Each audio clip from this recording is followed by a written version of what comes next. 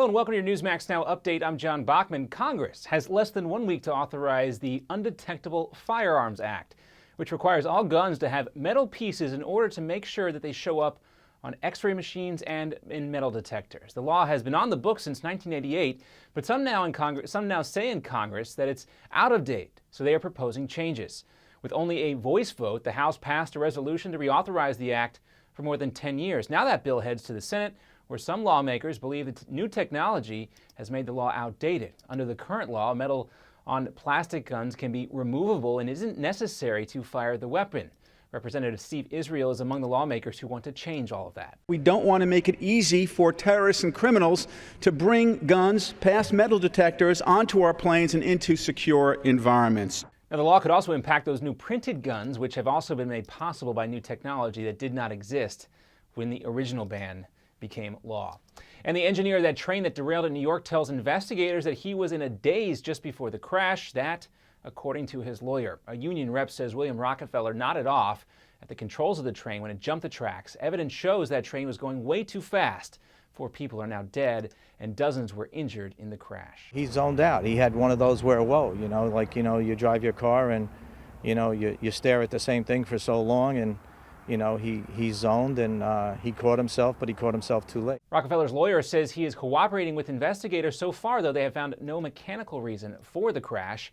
Alcohol tests on the train crew were negative. The results of drug tests are not yet available. There's no indication that the brake systems were not functioning properly.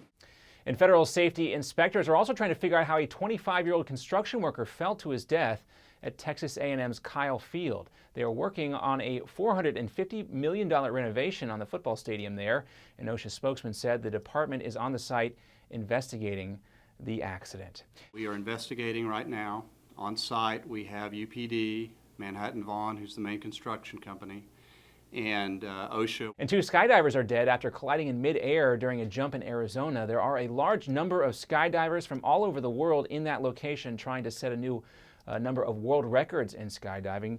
No determination yet on if any of that contributed to the accident. These people involved all have a lot of jumps. I don't think there'd be anybody with less than 1,000 jumps, so very experienced skydivers. And coming up next on our Newsmax Now update, an exclusive interview with former Ambassador Eric Javits. What does the expert on international weapons policy think about a new deal just inked with Iran? Plus, is one town being a Scrooge when it comes to Christmas lights, or are they just looking out for everyone's safety? Next.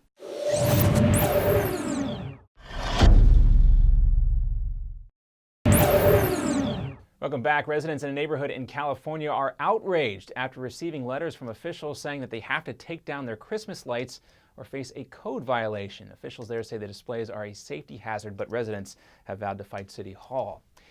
And the White House announcing today that they oppose new sanctions proposed by a bipartisan group of senators against Iran, but former Ambassador Eric Javits tells Newsmax TV in an exclusive interview that the U.S. must be absolutely clear and very firm with Iran while both sides negotiate this 6-month weapons pact. If you took a very hard line, but then spent a lot of time with a lot of respect and tolerance and patience explaining why that hard line was necessary, and that what other things you might be able to do for them if they accepted the hard line, generally worked out favorably. That's going to do it for this edition of your Newsmax Now update. I'm John Bachman. Now here's the Steve Malzberg Show, live from New York.